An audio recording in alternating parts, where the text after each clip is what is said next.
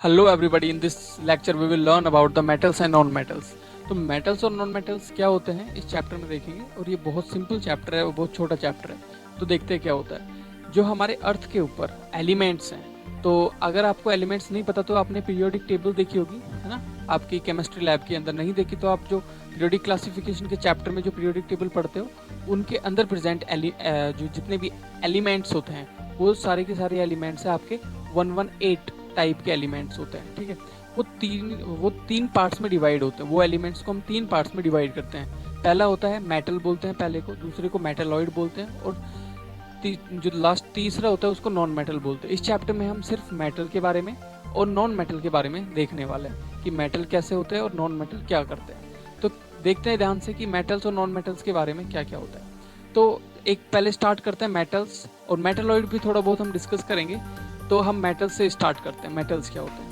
Metals की सबसे पहले हम बात कर लेते हैं मेटल्स की फिजिकल प्रॉपर्टीज़ की। कैसे आप फिजिकली देख के किसी चीज़ को बताओगे कि ये या तो कोई भी चीज़ हम चारों तरफ देख रहे हैं, कोई भी एलिमेंट या तो मेटल होगा या नॉन मेटल होगा या मेटलॉइड होगा। तो सबसे पहले हम देखेंगे कि मेटल होगा तो कैसे पता चलेगा। तो सबसे पहली चीज़ जो देखेंगे वो फिजिकल प्रॉपर्टीज़ देखेंगे। फिजिकल प्रॉपर्टीज़ को देख के आप पता लगा सकते हो कि कोई भी चीज़ मेटल है या नॉन मेटल है। तो फिजिकल प्रॉपर्टीज़ में जो पहली प्रॉपर्टी होती है वो क्या होती है? मेटल्स आर मैलिएबल, मतलब उनके अंदर मैलिएबिलिटी होती है।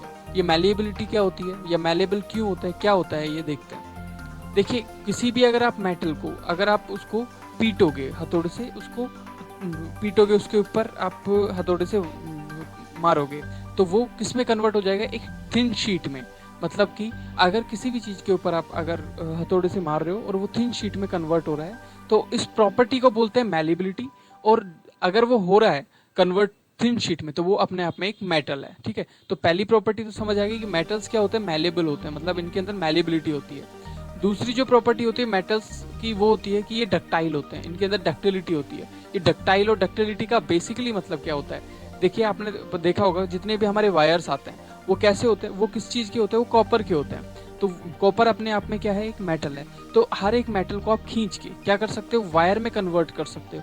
तो अगर किसी भी एक मेटल को आप ड्रॉ कर सकते हो वायर में, थिन वायर में, पतले से वायर में, तो उसको बोलते हैं मेटल। तो डक्टिलिटी का मतलब कि आप किसी भी वायर को, किसी भी मेटल को खींच के किस में कन्वर्ट कर दो? वायर में कन्वर्ट कर दो। तो इस प्रॉपर्टी को क्या बोलते हैं? डक्टिलिटी बोलते हैं। वो डक्टाइल होते हैं, मेटल्स आर डक्टाइल्स। नेक्स्ट होता है ये हीट के गुड कंडक्टर होते हैं। जैसे हीट के गुड कंडक्टर कैसे हमें पता चलेगा? हीट के गुड कंडक्टर होते हैं जितने भी आपके, जो भी हम किचन में जो चीज़ हम यूज़ करते हैं खाना बनाने के लिए, वो सारे मेटल से बने होते हैं, क्योंकि इजीली वो उसके अंदर हीट ट्रांसफ़र हो सकती है। तो ये गुड कंडक्टर ऑफ हीट होते हैं। ये भी एक तीसरी एक प्रॉपर्टी होगी मेटल्स की। ये इलेक्ट्रिसिटी के भी अच्छे कंडक्टर होते हैं, तभी हम इन्हें, जितने भी हमारे इलेक्ट्रिक अप्लायंसेज होते हैं उनके अंदर जो वायर आते हैं उनमें हम हर एक में हम मेटल्स का यूज़ करते हैं। जैसे कॉपर की वायर आती है, ठीक है। और पांचवा जो इसकी प्रॉपर्टी होती है वो होती है कि लस्ट्रस होते हैं। लस्ट्रस मतलब ये चमकीले होते हैं, मतलब ये कुछ इस तरीके से चमकते हैं। जैसे आपने सोना देखा होगा, प्योर लोहा देखा होगा, चांदी देखा होगा, ये चमकीले होते हैं। ठीक है, ये हार्ड होते हैं, टफ होते हैं, ठीक है, सॉलिड होते हैं रूम टेम्परेचर पे। ठीक है, अगर आप किसी भी मेटल को रूम टेम्परेचर पे देखोगे, मतलब ज़्यादा टेम्परेचर हाई नहीं होना चाहिए, रूम टेम्परेचर नॉर्मल, तो आप देखोगे वो सॉलिड फॉर्म में ही आपको मिलेगा। तो ये आपके फिजिकल होते हैं। और इन देखो मतलब कॉमन सी बात है, अगर वो टफ होंगे, हार्ड होंगे, सॉलिड होंगे रूम टेम्परेचर पे, तो बॉइलिंग पॉइंट भी ऑटोमेटिकली हाई होगा, और मेल्टिंग पॉइंट, पिघलने का पॉइंट और बिल्कुल उबलने का पॉइंट भी हाई होगा। तो ये इनकी प्रॉपर्टीज़ होती है मेटल्स की, फिजिकल प्रॉपर्टीज़। ओके, ये सारी सारी फिजिकल प्रॉपर्टीज़ है किसी मेटल की। अब बात कर लेते हैं हम केमिकल प्रॉपर्टीज़ की, ये इंपॉर्टेंट है। देखिए, केमिकल प्रॉपर्टीज़ में क्या करते हैं हम? डिफरेंट केमिकल से इनकी रिएक्शन करा के देखते हैं और फिर देखते हैं कि क्या क्या प्रोडक्ट बनता है। तो पहले हम जो रिएक्शन कराएंगे वो मेटल की ऑक्सीजन के साथ कराएंगे। अगर मैं मेटल की रिएक्शन ऑक्सीजन के साथ में करवाता हूँ तो क्या बनता है?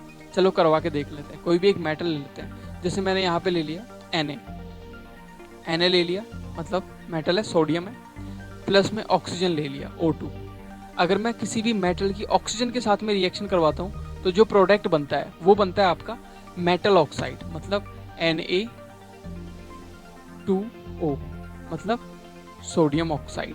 तो ये आपका, यहाँ Na की जगह कोई भी मेटल होता तो वो हमेशा मेटल ऑक्साइड ही प्रोड्यूस करेगा, मेटल ऑक्साइड ही बनाएगा। अगर मैं बात करूँ कि मेटल की अगर मैं किसी भी वाटर के साथ में रिएक्शन करवाता हूँ तो क्या बनता है? चलो करवा के देखते हैं। तो यहाँ पे मैंने करवाया Na का रिएक्शन, Na प्लस में H2O, वाटर के साथ में रिएक्शन। तो ये क्या बनाएगा, ये बनाएगा आपका Na। देखो किस तरीके से रिएक्शन होगी, मैं इसको थोड़ा साइड में समझा देता हूँ, ओपन खोल के एकदम। Na और H2O को मैं क्या लिख दूंगा,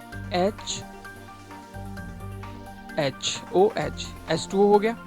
अब क्या होगा, Na जो होगा वो पॉजिटिव होता है और OH जो होता है इसमें H2O में वो नेगेटिव होता है। तो ये NaOH को लेके चला जाएगा और हाइड्रोजन रिलीज हो जाएगी, बाहर निकल जाएगी।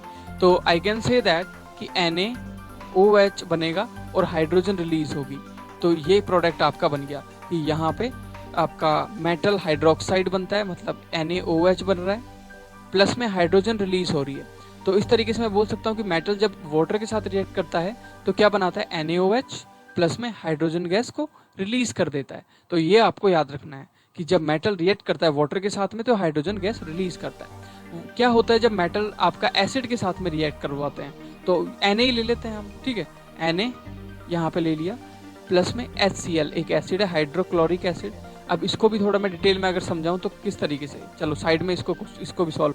तो ये किस तरीके से रिएक्शन करेगा, यहाँ पे हम देखते हैं कि यहाँ पे Na आ गया, प्लस में HCl, H single bond Cl। अगर ये बॉन्ड ब्रेक डाउन होता है तो यहाँ पे माइनस आएगा, यहाँ पे प्लस आएगा। आपको पता है Na+1 होता है, Na जाएगा आपके क्लोरीन के साथ में और क्या बना लेगा यहाँ पे NaCl। तो जो प्रोडक्ट बनेगा वो क्या बनेगा, NaCl प्लस में हाइड्रोजन गैस। और हाइड्रोजन गैस हमेशा किसकी फॉर्म में, कंपाउंड की फॉर्म में मिलती है। तो ये क्या बनाया, सॉल्ट बनेगा, प्लस में हाइड्रोजन गैस रिलीज होगी।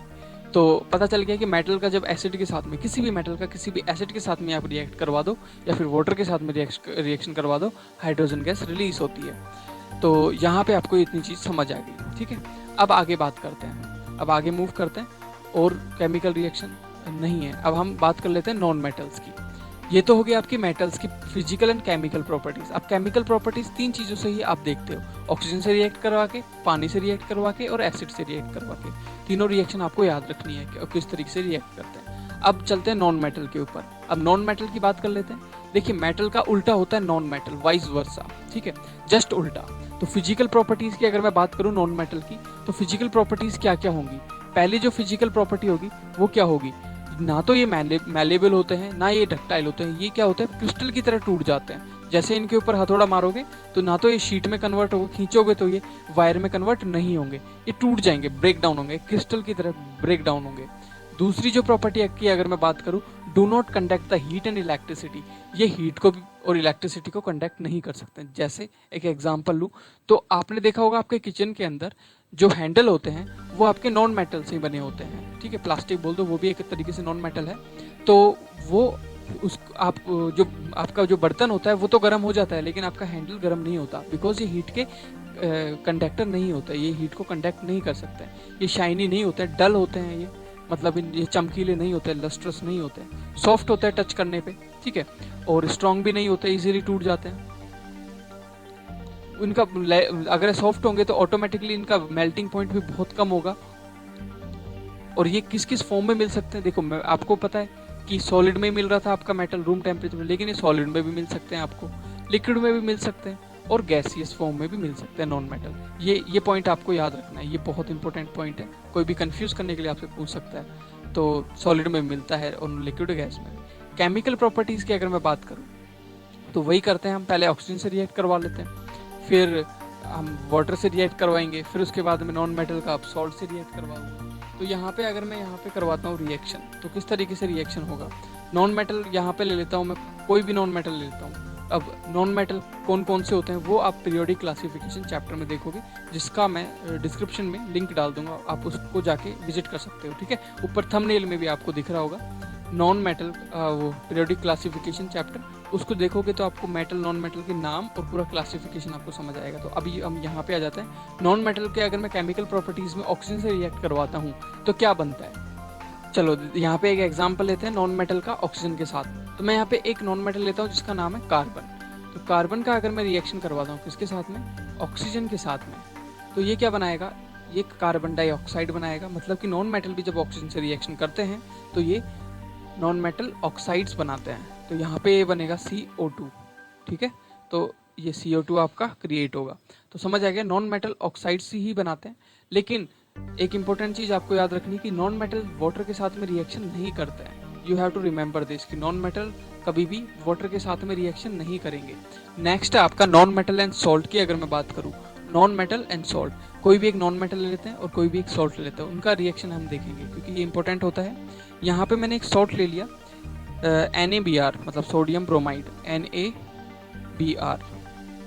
इसका रिएक्शन मैंने नॉन मेटल क्लोरीन के साथ में अगर मैंने करवाया तो ये क्या बनाएगा, आपका सॉल्ट बनाएगा और डबल मतलब सिंगल डिस्प्लेसमेंट रिएक्शन होगी। मतलब ये क्लोरीन जो है वो Br की जगह जाके बैठ जाएगा और Br बाहर निकल जाएगा। तो कुछ इस तरीके से ये बनेगा, ये आपका NaCl बनेगा प्लस में Br बाहर। तो ये क्या हुआ, डिस्प्लेसमेंट रिएक्शन होगी, बनेगा सॉल्टी। तो आपको समझ आना है कि सिंगल डिस्प्लेसमेंट रिएक्शन होगी। अब ये तो हो गया आपका सॉल्ट से रिएक्शन, तो सॉल्ट से सॉल्ट ही बनाता है दोबारा से। तो ये भी अपने आप में एक सॉल्ट था। ये देखो क्या होता है, सॉल्ट का मतलब ये नहीं होता कि NaCl दुनिया में सॉल्ट है। जो प्लस और माइनस मिलके जो चीज़ बना लेते हैं उसको सॉल्ट बोल देते हैं। तो यहाँ पे Na प्लस Br माइनस था, यहाँ पे भी Na प्लस Cl माइनस है, दोनों को सॉल्ट बोल देते हैं, ये याद रखना आपको। अब नॉन मेटल जो क्लोरीन के साथ में रिएक्ट करेगा वो किस तरीके से करेगा, तो देखते हैं किस तरीके से ये रिएक्ट करता है आपके क्लोरीन के साथ में, क्लोराइड। नॉन मेटल मैं यहाँ पे ले लेता हूँ आपका कुछ भी ले लेता हूँ। यहाँ पे मैं ले लेता हूँ हाइड्रोजन, है ना। Hydrogen is also consider as the non metal. Hydrogen का अगर मैं क्लोरीन के साथ में रिएक्शन करवाऊंगा तो ये क्या बनाएगा, आपका HCl बनेगा। ठीक है, तो आप कोई भी एग्जाम्पल ले सकते हो कि किस तरीके से ये जैसे यहाँ पे मैंने फॉस्फोरस ले लिया, T प्लस में Cl2, तो यहाँ पे जो प्रोडक्ट बनेगा वो क्या बनेगा, PCl3। अब आपको ये तो पता ही होगा कि यहाँ पे 3 क्यों लगाया मैंने, अगर नहीं पता तो मैं आपको एक बार बता देता हूँ। देखिए किस तरीके से आपके कोई भी एक इक्वेशन या फिर बोल दो फॉर्मूला क्रिएट होता है, दो चीज़ें मिलती हैं, मतलब फॉस्फोरस एंड क्लोरीन मिल रहा है, इन दोनों के मतलब वैलेंसी को आप इनके नीचे लिख दो, इसकी वैलेंसी 3, इसकी 1, और इनको इस तरीके से क्रॉस मल्टीप्लाई करके इनके पैरों में लिख दो, है ना। तो ये बनेगा P1Cl3, तो यहाँ पे PCl3। तो इस तरीके से ये रिएक्शन हुई और ये इस तरीके से क्रिएट होगा। That's it, I hope you got the point. इसके बाद में हम बात कर लेते हैं नॉन मेटल का। हाइड्रोजन के साथ में अगर मैं रिएक्शन करवाता हूँ, मैंने आपको बताया कि ये इटसेल्फ हाइड्रोजन, लेकिन मैं स्पेस अलग तरीके से हाइड्रोजन कंपाउंड से अगर मैं नॉन मेटल की रिएक्शन करवाता हूँ तो ये क्या बनाता है, आपका हाइड्रोजन सल्फेट में यहाँ पे H2S क्रिएट होगा। दैट्स इट, ठीक है, हाइड्रोजन बन जाएगा, हाइड्रोजन जुड़ जाता है इससे। तो इस तरीके से आपके नॉन मेटल के केमिकल प्रॉपर्टीज आपको शो होंगी। तो if you have any doubt, आप यहाँ तक अगर कोई डाउट है तो आप पॉज करो वीडियो, कमेंट बॉक्स में। अगर नहीं है डाउट तो आप इसको पॉज करो और आप नोट्स की फॉर्म में इसको लिख लो। अब हम आगे चलेंगे। अब हम देखने वाले हैं एक्सेप्शंस। एक्सेप्शंस मतलब कि कुछ ऐसे आपके मेटल और नॉन मेटल्स होते हैं जो मेटल और नॉन मेटल्स की प्रॉपर्टीज़ को फॉलो नहीं करते हैं। जैसे हमने कुछ कैटेगरीज में बांटा हुआ है। पहली कैटेगरी है इलेक्ट्रिकल कंडक्टिविटी की कैटेगरी। तो हमको पता है कि जितने भी आपके नॉन मेटल्स होंगे वो इलेक्ट्रिसिटी को कंडक्ट नहीं करेंगे, लेकिन एक ऐसा नॉन मेटल है जो इलेक्ट्रिसिटी को कंडक्ट करेगा, जो कि आपका ग्रेफाइट। ओके, ग्रेफाइट एक ऐसा नॉन मेटल है, नॉन मेटल होते हुए भी, ये नॉन मेटल होते हुए भी क्या करता है, इलेक्ट्रिसिटी को कंडक्ट करता है, इलेक्ट्रॉन्स फ्लो होते हैं इसके अंदर। तो I hope you got the point. दूसरी जो कैटेगरी है वो है लस्टर, मतलब लस्ट्रस, चमकीले। आपको पता है जितने भी नॉन मेटल्स होते हैं वो कैसे होते हैं, डल होते हैं, लेकिन आयोडीन एक ऐसा नॉन मेटल है जो कि लस्ट्रस होता है, चमकीला होता है। आप देख पा रहे हो ये आयोडीन की इमेज है, ठीक है, ये चमकीला है नॉन मेटल होने के बाद भी। ये क्या होता है आपका नॉन मेटल, नॉन मेटल होने के बाद भी ये शाइन करता है। उसके बाद अगर मैं तीसरी प्रॉपर्टी की बात करूं जो कि हार्डनेस एंड सॉफ्टनेस, आपको पता है जितनी भी ये कैटेगरी है हार्डनेस एंड सॉफ्टनेस, आप सबको पता है कि जितने भी मेटल्स होते हैं ये तीनों के तीनों क्या हैं, मेटल्स हैं, मतलब सोडियम, पोटेशियम एंड लिथियम। लेकिन आपको पता है कि जितने भी मेटल्स होते हैं सारे क्या होते हैं, हार्ड होते हैं। ओके, लेकिन Na मतलब सोडियम, पोटेशियम और लिथियम मेटल होने के बाद भी क्या है, सॉफ्ट होते हैं। ये इजीली नाइफ से काटे जा सकते हैं, चाकू से आप इनको काट सकते हो। तो ये मेटल होने के, ये क्या है, मेटल होने के बाद भी सॉफ्ट होते हैं, ये मेटल होके भी सॉफ्ट होता है, सॉफ्ट मेटल बोलते हैं इनको। We can cut it easily by the use of knife, हम नाइफ से इसको काट सकते हैं। अगर मैं फिजिकल स्टेट की बात करूं तो आपको पता है कि फिजिकल स्टेट जितने भी आपके मेटल्स होते हैं, मर्क्यूरी क्या है, एक मेटल है, मर्क्यूरी एक मेटल है, मेटल है रूम टेम्परेचर पे कैसा होता है, सारे के सारे सॉलिड होता है, लेकिन मर्क्यूरी की जो सॉलिड जो रूम टेम्परेचर पे स्टेट होती है वो लिक्विड होती है, कुछ ऐसी दिखाई देती है। तो ये एक्सेप्शन है, ये सीधे एग्जाम में डायरेक्ट पूछते हैं कि कौन सा ऐसा मेटल है जो रूम टेम्परेचर पे लिक्विड है, तो आंसर होगा मर्क्यूरी। सीधा पूछ लेगा कि कौन से ऐसे मेटल है जो नाइफ से काटे जा सकते हैं, सॉफ्ट होते हैं, तो सोडियम, पोटेशियम, लिथियम। और पूछ लेगा नॉन मेटल होते हुए कौन सा लस्ट्रस है, तो आयोडीन। कौन सा नॉन मेटल होते हुए आपका इलेक्ट्रिसिटी को कंडक्ट करता है, तो ग्रेफाइट आपका कंडक्ट करता है। इसके बाद अगर हम बात करते हैं कि मेटल्स और नॉन मेटल्स किस तरीके से एक दूसरे से रिएक्ट करेंगे, तो इसके अंदर एक क्वेश्चन आता है जिसको बोलते हैं डॉट स्ट्रक्चर बनाओ और नेट इक्वेशन बनाओ। तो हम देखते हैं, डॉट स्ट्रक्चर भी देखेंगे और नेट इक्वेशन भी देखेंगे। तो शुरू करते हैं। देखो मेटल और नॉन मेटल, मैं यहाँ पे एग्जांपल लेता हूँ, एक मेटल का एक नॉन मेटल का, फिर आपको थोड़ा डिटेल में समझ आएंगी चीज़ें। तो देखते हैं, यहाँ पे अगर मैं एक मेटल ले लेता हूँ, फॉर एग्जाम्पल मेटल ले लिया मैंने, मेटल ले लिया यहाँ पे, प्लस में एक नॉन मेटल ले लेता हूँ,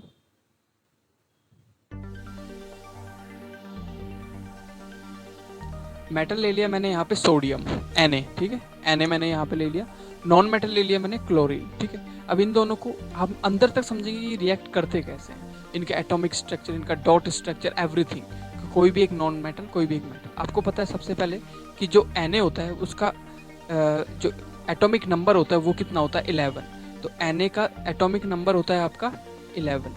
तो इसका जो इलेक्ट्रॉनिक कॉन्फ़िगरेशन होता है वो किस तरीके से होता है, पहला जो ऑर्बिट होता है उसमें 2 होते हैं, दूसरे में 8 होते हैं, फिर 1 होता है। ओके, तो मतलब ये 2 8 1 इस तरीके से इसका इलेक्ट्रॉनिक कॉन्फ़िगरेशन होता है। अगर क्लोरीन की मैं बात करूँ, तो क्लोरीन का जो 17 आपका एटॉमिक नंबर होता है, तो किस तरीके से इलेक्ट्रॉनिक कॉन्फ़िगरेशन होता है, 2 होता है, 8 होता है एंड 7 होता है, ठीक है। तो इसमें होगा क्या, इसमें ये होगा कि Na जो होगा वो अपना आउटर मोस्ट शेल फिल करने के लिए या तो 7 ले ले या 1 रिड्यूस कर दे।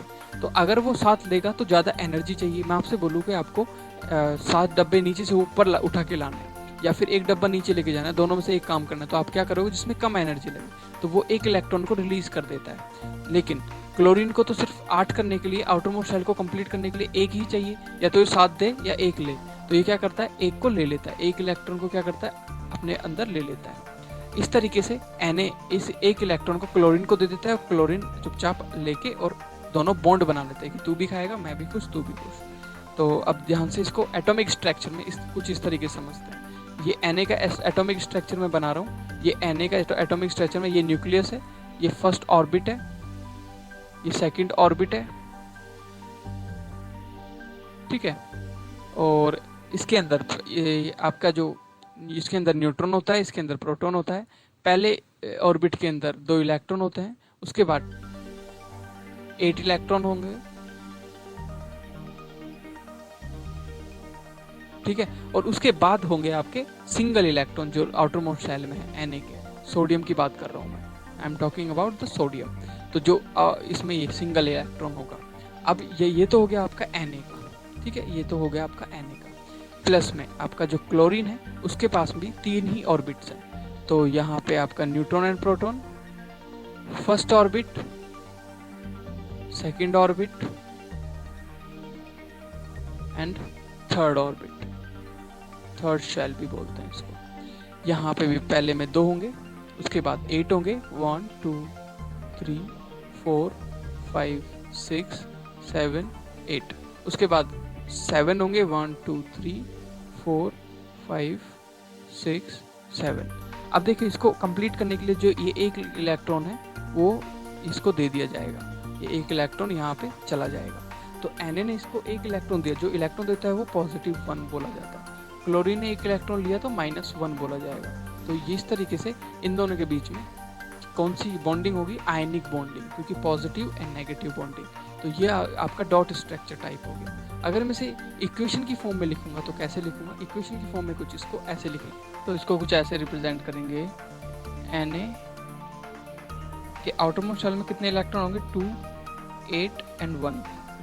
अगर मैं माइनस कर दूं 1 इलेक्ट्रॉन तो इसको कैसे लिखेंगे, इसने माइनस किया मतलब रिड्यूस किया है, तो +1 लिखा जाएगा, मतलब Na+1, ठीक है।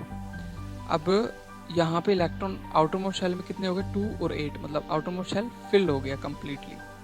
ये इसको इक्वेशन 1 मान लो। उसके बाद में अगर मैं क्लोरीन की बात करूँ तो क्लोरीन की आउटर मोस्ट शेल में कितने इलेक्ट्रॉन होते हैं? 7, 1 2 3 4 5 6 7, ठीक है। ये इलेक्ट्रॉन जो रिड्यूस किया है इन्होंने, उस इलेक्ट्रॉन को ये ले लेगा, प्लस कर लेगा। तो यहाँ पे अगर कोई भी इलेक्ट्रॉन लेता है उसको हम बोलते हैं माइनस से रिप्रेजेंट करते हैं, -1 से। तो क्लोरीन के पास में अब इलेक्ट्रॉन लेने के बाद में कितने इलेक्ट्रॉन हो गए? 8 इलेक्ट्रॉन्स। तो इसको हम -1 भी लिख सकते हैं, Cl-1, ठीक है। अगर हम दोनों की दोनों इक्वेशंस को अगर मैं मिला के लिख दूँ तो कैसे लिखा जाएगा? दोनों की दोनों इक्वेशंस को अगर मैं मिला के लिखूंगा तो Na ने 1 इलेक्ट्रॉन दिया क्लोरीन को, तो Na ने 1 इलेक्ट्रॉन क्लोरीन को दे दिया। क्लोरीन के पास में कितने थे? 7 इलेक्ट्रॉन थे आउटर मोस्ट में। ये इलेक्ट्रॉन कुछ ऐसे दे दिया गया। तो अब क्या बन गया ये?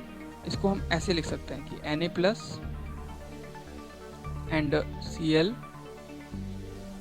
ने ले लिया 1 2 3 4 5 6 7 8 माइनस, या फिर इसको लिख दो आप NaCl डायरेक्ट।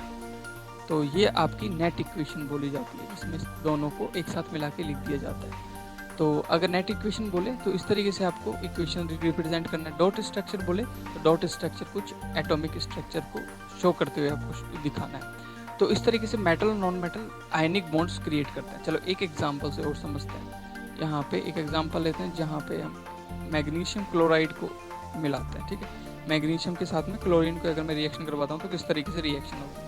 तो आपको पता है मैग्नीशियम क्या करता है? मैग्नीशियम की बात करता है Mg। इसके आउटर मोस्ट शेल में 2 इलेक्ट्रॉन होता है। ये 2 इलेक्ट्रॉन को क्या करता है? रिलीज कर देता है, क्योंकि आउटर मोस्ट शेल में 2 इलेक्ट्रॉन पड़े हुए हैं, तो 2 इलेक्ट्रॉन रिलीज करेगा ही आउटर मोस्ट शेल को कंप्लीट करने के लिए।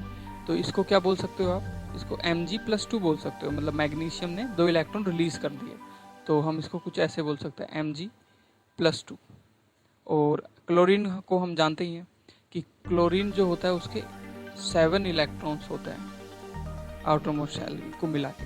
तो यहाँ पे आपका 2 इलेक्ट्रॉन लेने के लिए 2 क्लोरीन की ज़रूरत पड़ेगी। तो 2 इलेक्ट्रॉन ये रिलीज किए थे जो मैग्नीशियम ने, वो ले लिए। तो इस तरीके से इसको लिख सकते हो आप Cl 1 2 3 4 5 6 7 8 -1। तो ये आपकी हो गई सेपरेटिंग। अब इनको मिला के मैं कुछ इस तरीके से लिखूंगा। तो अगर मैं मिला के लिखूँ दोनों के दोनों को, तो यहाँ पे मैं लिखूंगा Mg के आउटर मोस्ट शेल में कितने इलेक्ट्रॉन? 2 इलेक्ट्रॉन फ्री है।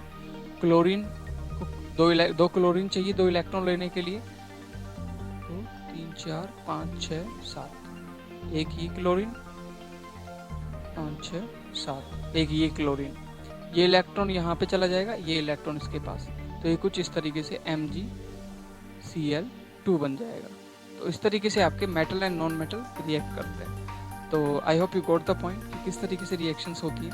अगर मैं बात करूँ क्लोरीन से किस तरीके से एक दूसरे से, मतलब कि 2 नॉन मेटल एक दूसरे से किस तरीके से जुड़े होते हैं, तो यहाँ पे अगर मैं Cl2 को कैसे लिखते हैं, तो Cl के पास में 1 2 3 4 5 6 7 आउटर मोस्ट शेल में इलेक्ट्रॉन्स होते हैं।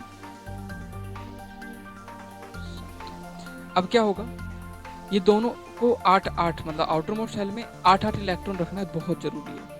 तो ये क्या करेंगे कि इसका ये इसका ये एक, मतलब एक दूसरे से मिल बांट के खाएंगे, मतलब क्लोरीन एंड क्लोरीन। यहाँ पे 1 2 3 4 5 6 7, 1 2 3 4 5 6 और ये 7, ठीक है। सिमिलरली 1 2 3 4 5 6 और ये 7। तो ये जो एक इलेक्ट्रॉन होता है वो दोनों बॉन्ड बना लेंगे इस तरीके से। तो इसको कोवेलेंट बॉन्ड बोलते हैं, मतलब ऑक्सीजन भी ऐसे ही बनाता है, ठीक है। तो ये आपका हो गया कि कैसे मेटल नॉन मेटल एक दूसरे से रिएक्ट करते हैं। I hope you got the point. अब हम बात कर लेते हैं कुछ नई चीज़ की, जिसका नाम होता है रिएक्टिविटी सीरीज। देखिए रिएक्टिविटी सीरीज का बेसिकली मतलब क्या है, what is the meaning of the reactivity series. देखो आपके पास में बहुत सारे मेटल्स होते हैं, है ना, बहुत सारे मेटल्स हैं। तो हम कुछ मेटल्स को यहाँ पे लेंगे और पता करेंगे कि मेटल्स, कौन सा मेटल सबसे ज़्यादा रिएक्टिव होता है और कौन सा मेटल कम रिएक्टिव होता है। रिएक्टिविटी देखेंगे। तो यहाँ पे मैंने जो रिएक्टिविटी सीरीज लिखी हुई है वो कुछ इस तरीके से। आपका सबसे ऊपर पोटेशियम आपको दिख रहा है, उसके बाद में सोडियम है, कैल्शियम है, मैग्नीशियम है, एल्यूमिनियम है, जिंक है, और फेरस या फेरम भी बोलते हैं इसको, या फिर आयरन भी बोलते हैं। टिन है Sn, Pb लेड है, Cu कॉपर है, Hg मर्क्यूरी है, Ag आपका सिल्वर है, Au गोल्ड है। सबसे कम जो रिएक्टिव होता है वो आपका Au मतलब गोल्ड होता है, सबसे ज्यादा होता है वो पोटेशियम होता है। इसको याद करने की एक ट्रिक है, कालू नाम का माली आलू जरा फीके से पकाता है। जैसे कालू फॉर कैल्शियम, सॉरी के मतलब पोटेशियम, नाम मतलब Na सोडियम, का माली आलू जरा फीके से पकाता है। ठीक है, अब यहाँ पे आपको कॉपर मरकरी सिल्वर गोल्ड अलग से याद करने पड़ेंगे, तो ये तो बहुत इजी है, कोई भी कर लेगा, कॉपर मरकरी सिल्वर गोल्ड। अब देखिए यहाँ पे क्या होता है, यहाँ पे आपको ये याद क्यों करना पड़ता है, याद इसलिए करना पड़ता है कि जो आपके डबल डिस्प्लेसमेंट रिएक्शन में ये पता होता है आपको कि आपके पास में दो मेटल है तो कौन ज़्यादा पावरफुल है। जो सबसे ऊपर आता है वो ज़्यादा पावरफुल होता है, जो जितना ऊपर वो उतना ज़्यादा पावरफुल होता है। समझ आएगी बात। अब हम बात कर लेते हैं कि ये जो मेटल्स होते हैं आपके ज़मीन के अंदर, उनको एक्सट्रैक्ट कैसे किया जाता है। तो हम देखते हैं एक्सट्रैक्शन ऑफ मेटल्स। जो एक्सट्रैक्शन ऑफ मेटल होता है वो कैसे किया जाता है, निकाला कैसे जाता है। जैसे ही हम अर्थ को खोदते हैं तो हमको मिलते हैं ओर। ठीक है, ओर मतलब क्या होता है, ओर का मतलब होता है कि एक ऐसा मेटल का इम्प्योरिटी मिली हुई मेटल, मतलब एक मेटल हो उसमें इम्प्योरिटी मिली हुई हो, उस चीज़ को हम ओर बोलते हैं। ठीक है, अब आपको पता है कि मेटल्स भी तीन तरीके से आपको बांटे हुए हैं। पहला होता है हाईली रिएक्टिव मेटल, और मीडियम रिएक्टिव, और लो रिएक्टिव। अब कौन कौन से लो, कौन कौन से हाई, कौन कौन से मीडियम होते हैं ये देखेंगे। तो हम रिएक्टिविटी सीरीज पे चलते हैं। तो जो आप एल्यूमिनियम तक जो देख पा रहे हो, मतलब आपके के से लगा के Al तक, ये हाईली रिएक्टिव होते हैं। ठीक है, हाईली रिएक्टिव। और आप कॉपर और जिंक, यहाँ जिंक से कॉपर तक, ये मीडियम रिएक्टिव होते हैं।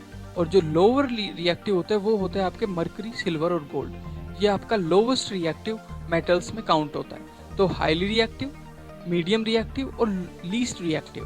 अब हाईली रिएक्टिव को करने का तरीका अलग है, लीस्ट रिएक्टिव को करने का तरीका अलग है, और एक्सट्रैक्ट करने का तरीका, और मीडियम रिएक्टिव को एक्सट्रैक्ट करने का तरीका अलग है। तो हम देखते हैं सबसे पहले और जो होता है उसके वो तीन कैटेगरी में बांटा जा सकता है। या तो वो हाईली रिएक्टिव का हो सकता है, या फिर वो मीडियम रिएक्टिव का हो सकता है, या फिर वो लो रिएक्टिव का आपके पास में और हो सकता है। अगर हाईली रिएक्टिव का है तो इसका क्या किया जाता है, हम इलेक्ट्रोलाइसिस करते हैं। अब इलेक्ट्रोलाइसिस क्या होता है, सबसे पहले जैसे हमने खोदने के बाद में जो आपके पास में और निकला उसको पिघलाते हैं, गर्म करते हैं। पिघलने के बाद में हम एक बीकर लेते हैं, उस बीकर के अंदर उस पिघले हुई चीज को भरते हैं। ठीक है, उसके बाद में यहाँ पे एक एनोड होता है और यहाँ पे एक कैथोड होता है, इलेक्ट्रोलाइसिस इसको ही बोलते हैं। और यहाँ पे लगा देते हैं बैटरी, और इस बैटरी से इलेक्ट्रिक करंट पास होता है। तो क्या होता है, इसको हम प्योर फॉर्म को हम ले पाते हैं। तो इस तरीके से हम सिर्फ सीधा इलेक्ट्रोलाइसिस करके, मतलब इलेक्ट्रिसिटी की मदद से हम क्या ले सकते हैं, प्योर मेटल ले सकते हैं हाईली रिएक्टिव का। लेकिन जो मीडियम रिएक्टिव होते हैं वो या तो कार्बोनेट की फॉर्म में उनके अंदर इम्प्योरिटी मिलती है, या फिर सल्फाइड की फॉर्म में उनके अंदर इम्प्योरिटीज मिलती है। अगर कार्बोनेट की फॉर्म में इम्प्योरिटीज हैं तो हम करते हैं उनका कैल्सिनेशन। अब कैल्सिनेशन क्या होता है और रोस्टिंग क्या होता है। अब देखो, कैल्सिनेशन का मतलब होता है कि ऑक्सीजन की एब्सेंस में, ठीक है, मतलब ऑक्सीजन को हटा दो और बहुत भयंकर तरीके से उनको गर्म करो। और सल्फाइड का रोस्टिंग करते हैं, रोस्टिंग मतलब ऑक्सीजन की प्रेजेंट में उनको गर्म करना, बस ये डिफरेंस है दोनों में। उसके बाद जैसे ही गर्म करते तो हमें वो ऑक्साइड मिल जाता है, मतलब कि वो कार्बोनेट और सल्फाइड से क्या मिल गए, ऑक्साइड की फॉर्म में कन्वर्ट हो गए, कार्बन और सल्फेट निकल गए उनसे।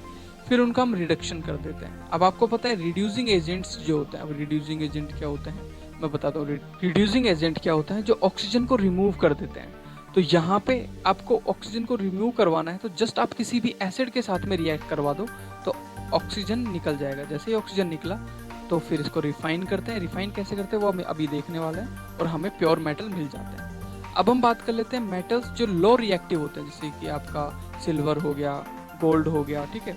तो इनका क्या होता है, ये सिर्फ आपको सल्फाइड ओर की फॉर्म में मिलते हैं। और आपको पता है कि सल्फाइड ओर से सल्फाइड हटाने के लिए हमने रोस्टिंग करी है, रोस्टिंग करके हमें मेटल मिलता है। और मेटल मिलने के बाद में हम उसको भी रिफाइन करते हैं। अब रिफाइन कैसे करते हैं, देखिए रिफाइनिंग करने के लिए हमारे पास में ये मेथड होता है। यहाँ पे क्या करते हैं, जिस चीज़ की रिफाइनिंग करनी है, जैसे कॉपर की यहाँ पे रिफाइनिंग करनी है, तो हम क्या करते हैं, इम्प्योर मेटल जिसकी रिफाइनिंग कर रही है उसका इम्प्योर मेटल को एनोड बनाते हैं, ठीक है।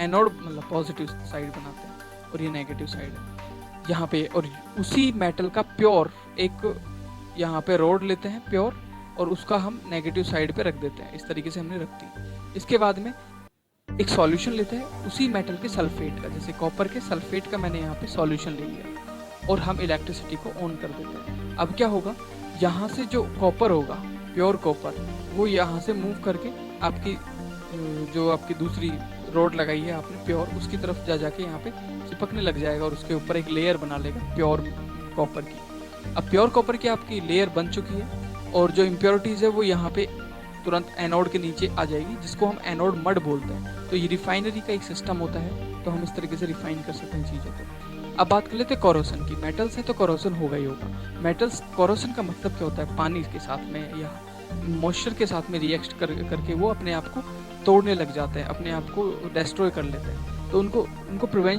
प्रिवेंशन किस तरीके से कर सकते हैं, या तो पेंट करके कर सकते हैं। मेटल्स के ऊपर आप पेंट कर दो प्लास्टिक, तो मॉइस्चर के कांटेक्ट में नहीं आते। दूसरा जो इंपॉर्टेंट इस चैप्टर में वो है अलॉय। अलॉय क्या होता है, अलॉय देखते हैं। अलॉयस होते हैं दो मेटल्स को अगर मिला दिया जाए तो उनको अलॉयस बोलते हैं, मिक्स मेटल भी बोल देते हैं। तो कितने तरीके के आपके अलॉयस दिए हुए हैं। पहला होता है आपका ब्रास, BRASS, ब्रास, ये होता है कॉपर का और जिंक का, ठीक है। और एक होता है ब्रॉन्ज, जो कि होता है कॉपर का और आपके टिन का, SN का, ठीक है, SN का टिन। और तीसरा होता है सोल्डर, जो कि होता है आपका लेड का और SN का। उसके बाद में एक होता है अमलगम, ये भी एक अलॉय होता है। अमलगम का बेसिकली मतलब होता है कि किसी भी मेटल को अगर आपने मरकरी के साथ में मिला दिया, किसी भी मेटल को, एक्स मेटल को अगर आपने मरकरी के साथ मिला दिया, उस अलॉय का नाम ही अमलगम पड़ जाता है, ठीक है। तो इस तरीके से ये आपके अलॉयस होते हैं। तो ये पूरा चैप्टर था। अच्छा लगा तो सब्सक्राइब करो, शेयर करो, और प्लीज़ कमेंट में ज़रूर बताना कि कौन सी चीज़ नहीं समझ आई।